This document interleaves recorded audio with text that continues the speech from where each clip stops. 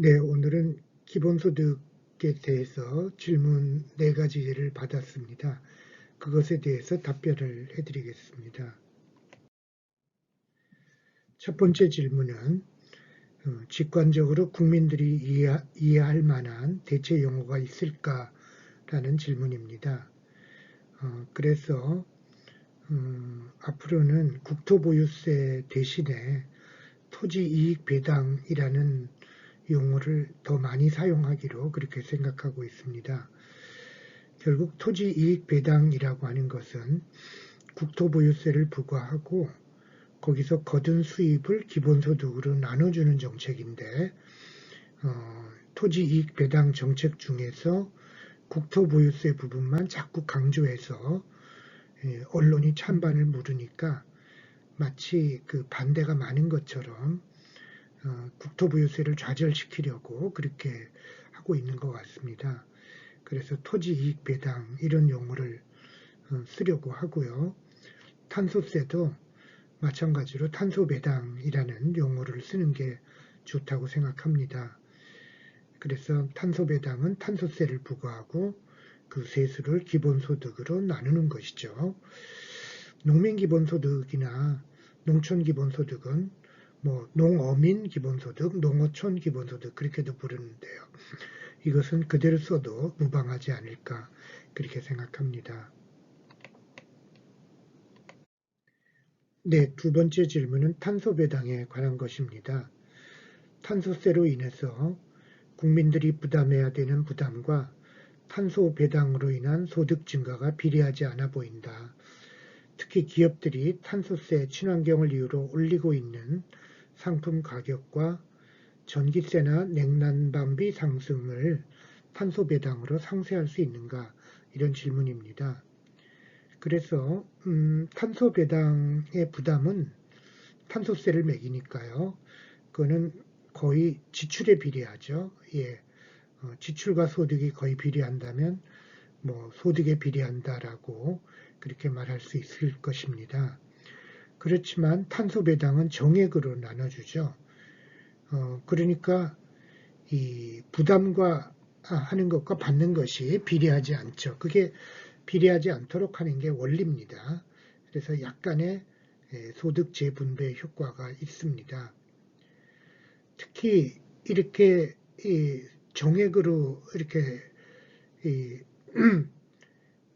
소득을 증가시켜 주면 저소득층과 중산층이 조금 더 이렇게 많이 오르는 이렇게 비율로 보아서 그렇게 되겠죠. 그래서 저소득층과 중산층이 탄소세 부담이 상승하는 것을 감당할 수 있도록 해주는 겁니다. 그러니까 고소득층까지는 감당할 수 있게 못 만들죠. 그리고 탄소세는 물가에 전가되는 게 시장의 원리입니다. 전에도 말씀드렸지만 토지세는 전가가 안 됩니다. 근데 탄소세는 한 70% 정도는 전가가 됩니다.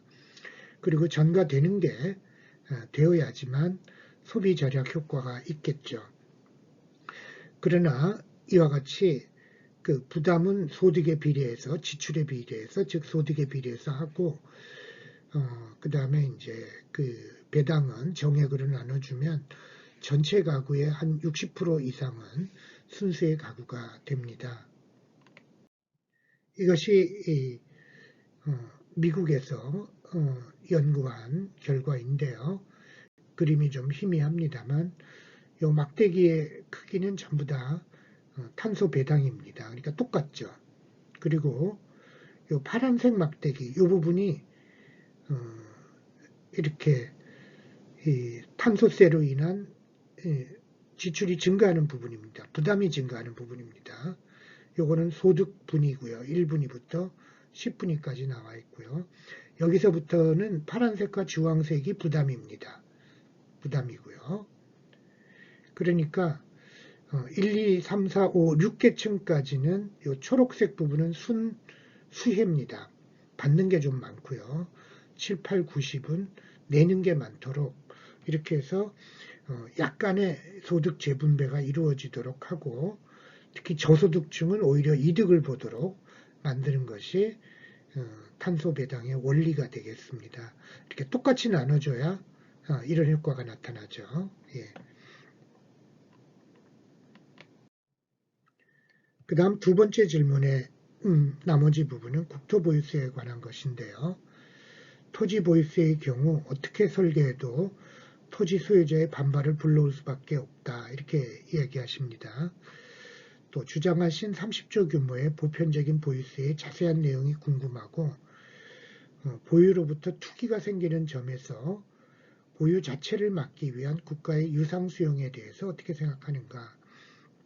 그래서 이런 질문을 해주셨는데 그 기득권의 반발 없이 일부 기득권의 반발 없이 불평등을 축소하는 건 원리적으로 불가능하죠. 그러나 모든 기득권자들이 다 반대하면 어렵겠죠. 그래서 이 토지 배당이라고 하는 것은 무주택자나 서민주택 소유자, 기득권 세력이 아닌 분들은 당연하게 이득이 되고 기득권에 속한 분들도 대부분은 이득이 되도록 그렇게 설계를 하려고 합니다. 그렇게 설계가 가능한 것이 우리나라 부동산 불평등이 너무 심하기 때문에 그게 가능합니다. 그래서 전체 가계의 90%가 순수의 가구가 되도록 그렇게 설계를 하고 있습니다. 예를 들면 지금 물어보면 유력한 안 중에 하나는 평균적으로는 한 0.5 토지 가액의 0.5% 정도 국토보유세를 부과하는 것인데요. 시가 기준으로는 한 15억 정도면 어떻겠냐 이런 식으로 지금 이 설계를 시뮬레이션을 해보고 있습니다. 뭐 한 13억에서 16억까지의 제한들이 나오고 있는데 여러 가지 중에 시뮬레이션을 지금 그 정도 언저리에서 해보고 있습니다. 마지막 질문에 대해서는 토지은행을 설립을 해야 됩니다. 그래서 이 부동산은 지금 거품이 너무 많이 끼었기 때문에 이 거품이 국토보유세에 의해서 거품이 꺼져가면 알맞게 서서히 꺼져갈 텐데요. 그렇게 될지 아니면 그 이전에 공급 과잉으로 꺼질지 금리 인상으로 꺼질지 모릅니다. 이제 공급 과잉이나 금리 인상으로 이렇게 꺼질 때에는 급작스럽게 꺼지기 때문에 과잉하게 내재가치 이하로 꺼질 가능성이 있습니다. 그래서 그럴 경우에는 토지은행을 설립해서 국민주택 이하의 일정한 주택에 대해서는 일정한 가격, 토지를 주로 무제한 구매하는 방식으로 그 거품이 꺼질 때 나타나는 일본식 30년 장기 불황을 막는 조치가 필요하겠습니다. 그리고 그러한 걸 계기로 싱가포르 같이 지금 제안하신 대로 국토의 토지의 국가 보유분을 획기적으로 늘려가야 할 것입니다. 그러나 지금 거품이 끼인 상태로 그대로 토지를 매입한다는 건 바람직하지 않고요. 내재 가치로 매입할 필요가 있기 때문에 이 국토보유세를 부과하면서 거품을 꺼뜨리고 이렇게 내재 가치가 이렇게 찾아졌을 때 이렇게 보유한다든지 과잉하게 꺼져서 내재 가치 이하로 내려갔을 때 그 내재 가치에 해당하는 것으로 토지를 매입할 필요가 있겠습니다.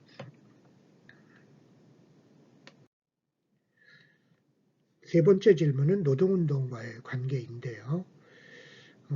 고용 안정과 안정고용을 목표로 하는 전통적인 20세기 산별 노동운동에서 세계 여러 나라에서 공통적으로 기본소득에 부정적인 견해인 듯하다.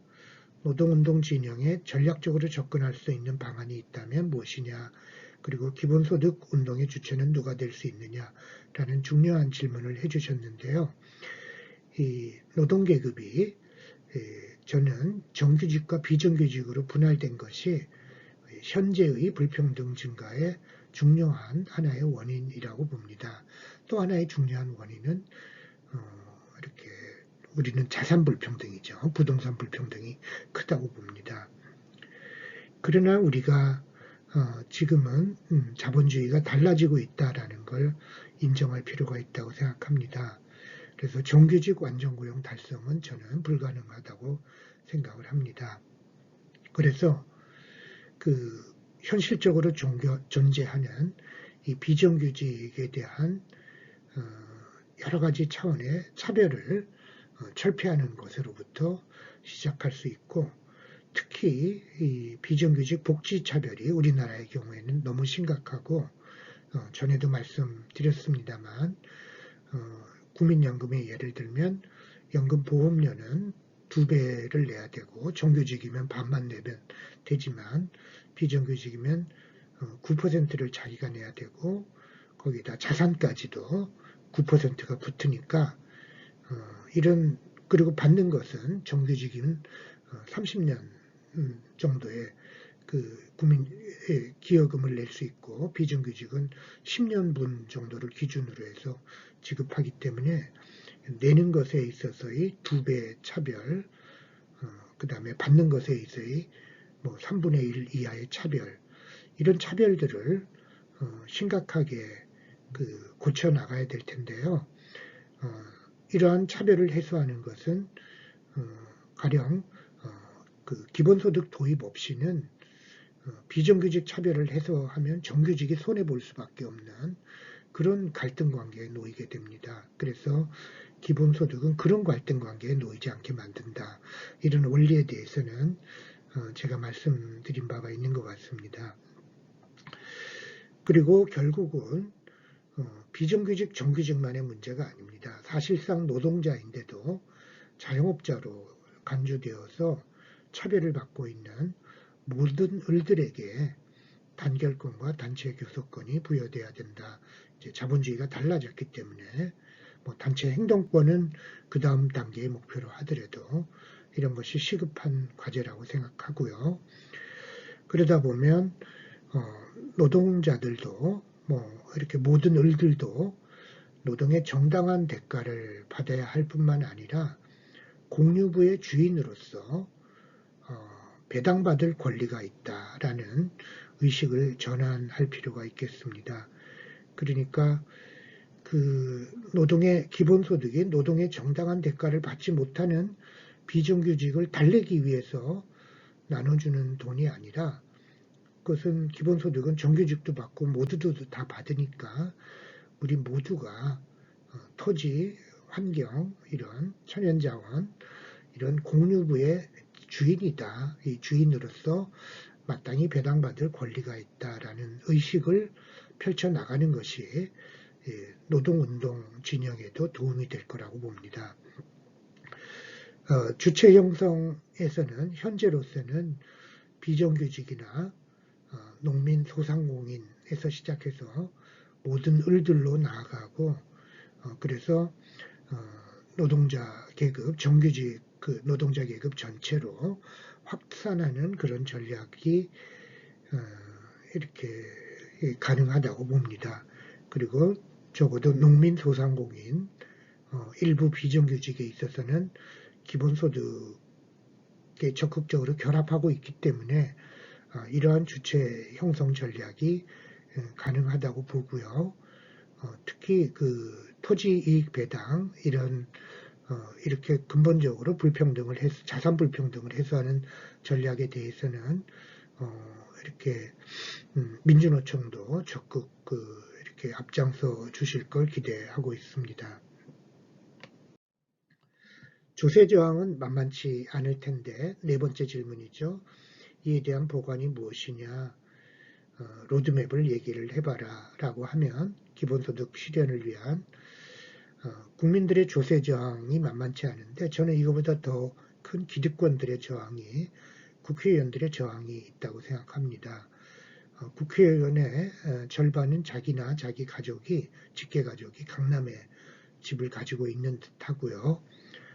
언론의 경우에도 관흥클럽의 기자들의 절반이 강남 3구에 집이 있다라는 보도도 있었습니다.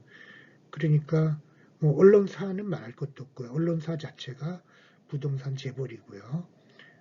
조선일보는 뭐 2조가 넘는 그런 부동산을 가지고 사주가 있다고 하죠.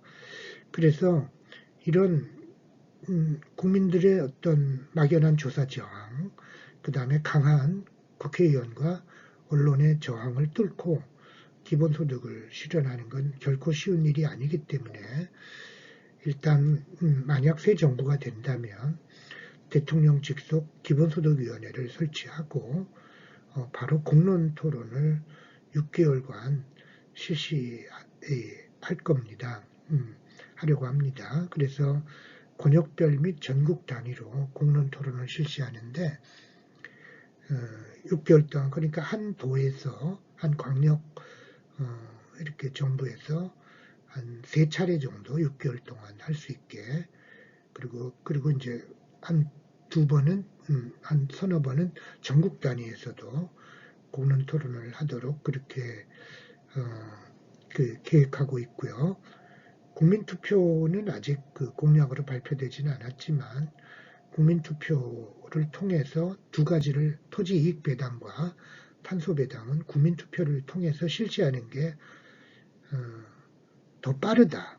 이 국회의원과 언론의 저항을 넘어서는 데는 더 빠르다. 그러니까 국민들의 조세 저항은 6개월 동안의 공론 토론을 통해서 극복을 하고, 국회의원과 언론의 저항은 국민투표를 통해서 극복을 하자라는 그런 생각을 가지고 있습니다. 그러면 공론 토론하면 뭐가 달라지냐라고 했을 때, 이게 이제 그 경기도에서 사실은 이런 상황을 어느 정도 예상하면서 공론 토론을 2번 해보았습니다. 공론 토론은 어떻게 했냐면은 이렇게 이 국민들이 이 도민들 4,000명에게 물어보니까 기본소득 찬성이 한 40, 이렇게 약한 반대 30, 강한 반대 32 정도 4대 3대 3으로 나왔고요. 그 4대 3대 3의 비율로 200명을 뽑아서 10명씩 한 조를 만들어서 4대 3대 3으로 그렇게 해서 이틀 동안 토론을 시켰는데, 토지이익 배당, 토지세죠. 국토보유세에 대해서는 1차 때, 그러니까 토론을 시작하기 전에 조사한 걸로는 40%가 찬성을 했고요. 그러니까 1차 조사는 제가 좀 정확하게 말해야죠. 뽑힐 때 찬성하는 비율입니다. 그리고 2차 조사는 자료를 공부하고 난 뒤에, 자료 공부를 한 다음에 조사를 한 거고요. 3차 조사는 토론하고 난 뒤에 바뀌는 겁니다. 그렇게 보시면 공부하고 나면 한 14% 정도 올라갑니다. 그 다음에 토론하고 나면 또 14%가 올라갑니다. 거의 반반씩이죠. 그러니까 자료를 보고 공부할 시간을 드리는 것, 시간적인 여유, 바로 그게 기본소득이 지향하는 바죠. 시간적인 여유를 드리고 그다음 공부해 보실 수 있는 걸 봤을 때 한 15% 정도 올라가고, 테이블에 앉아서 반대자들이 찬성자들의 이야기를 들어보면 또 한 15%가 올라갑니다. 이게 2년 동안 했는데요. 2년 동안 똑같습니다. 그리고 이렇게 마친 결과를 바탕으로 얼마든지 국민들의 지지를 받아낼 수 있습니다.